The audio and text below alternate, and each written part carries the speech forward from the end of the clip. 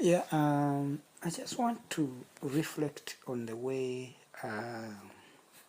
we are getting educated, or the way we educate our students world over. I think the world uh, is not something that is predictable or something we think. It's the way we think it is. Because what we see now, tomorrow it's something very, very different. And what happens in North America is way, way different from what is happening in South America. Of course, what is happening in Africa, conditions are so different from what is happening in North America or in Asia. You can name it. But what is so funny is the fact that we still believe in the box education, where we think that education is going to take place within a specific cubic area, some kind of box where you'll have students and lump them together, learn the same things, speak the same things, talk to the same teacher, do the same things, write the same things, get tested the same way,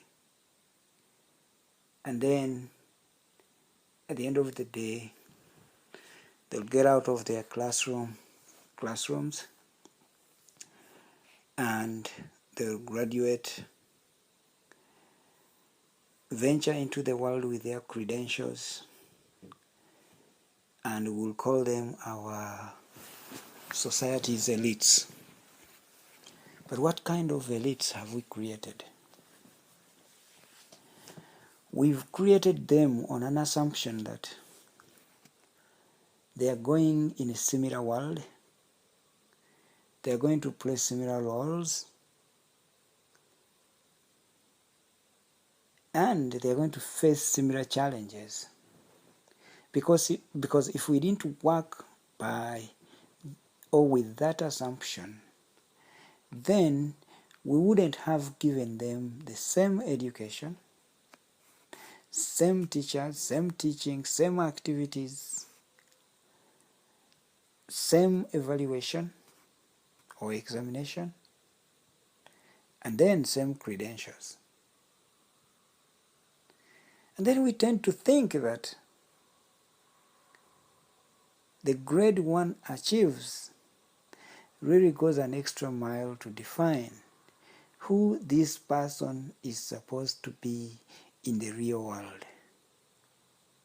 We tend to think that after having these students subjected to a great deal of standardization, looking at things the same way, even if we know that 100% human beings are born different, act differently, appreciate things differently, have different interests, have different passions, and have different goals. Maybe sometimes they may have goals that are complementary in nature, but they are different people and they are different goals. So how do we expect such a diverse group of people to fit into a homogeneous world? That's an assumption, right? But the truth is there is no such a kind of homogeneous world. The world itself is diverse, needs diverse talents, diverse people. It's a place where diversity should thrive or flourish by all means. But it's unfortunate that the education system we have today, and when it comes to developing countries, it becomes a little bit more worse. We tend to think that it's all about having academic credentials. But then, what's the dangers of over-concentrating on the production of academic credentials? What are you going to see? Definitely, you're going to see what we call academic inflation. Someone will ask me, what is academic inflation? It simply means that we have so many academic credentials chasing too few jobs existing to accommodate all the graduates or the graduates from our various academic or post-secondary educational institutions, right?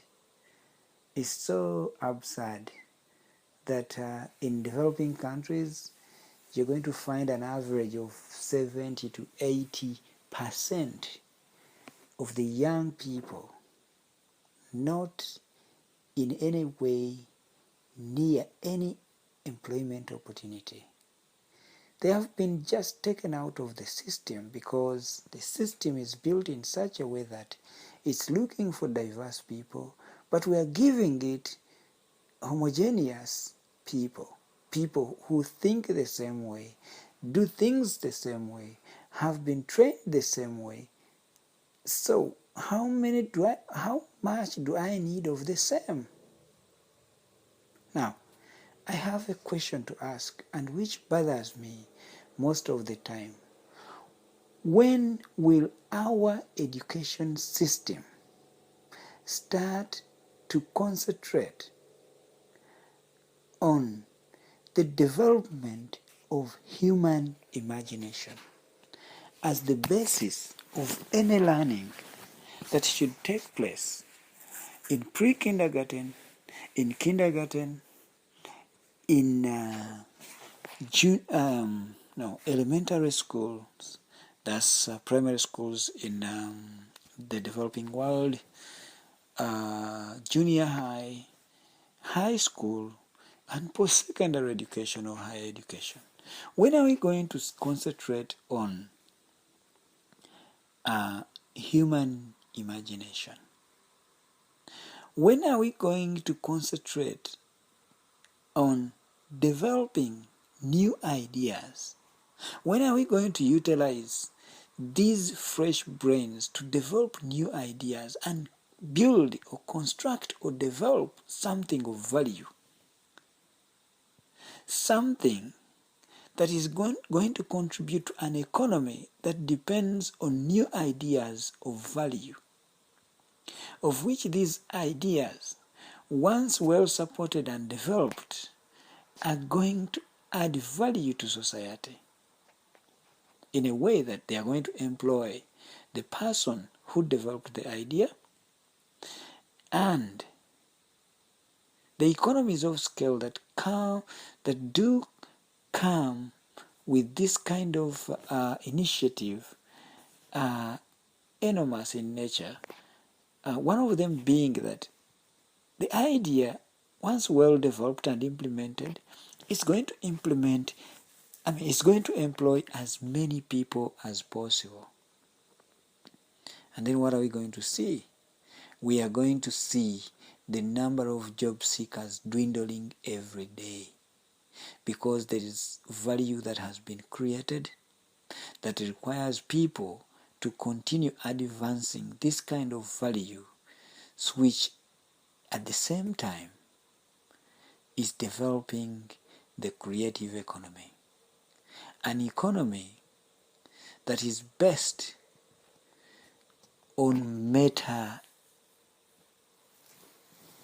entrepreneurial initiatives, which of course constitute the creative economy, which so many people that we rely on to argue this case. Wonderful people like Richard Florida, John Hopkins, the guy Sir Ken Robinson, who have told us that this concept called the creative economy is an economy based on ideas of value. So, how are we teaching? How are we developing our learners, our students, to become those people, those resources that are developing ideas of value? Teachers, education administrators and leaders, and all other stakeholders, policy developers, bureaucrats in government agencies. Let's think about this. We can't afford to rely on an education system that was developed to serve the interests of the Industrial Revolution era, when they purely needed workers to work within those industries. Today, pushing students in one box in form of a classroom, teaching them the same things, being taught by the same teacher, given the same materials, evaluated the same way, sitting the same exam, being given the same credential. That is not education for the 21st century. We need to go beyond that. We need to work together and restore sanity within our education system. It doesn't matter where we start, but we need to think that people are born differently and are interested in different things, have different passions, and have their greatest asset is their human imaginative power, which we can tap to get great ideas that can generate value and eventually develop an economy that is based on new ideas, which I call the creative economy. Welcome to the creative economy. Let's think about that.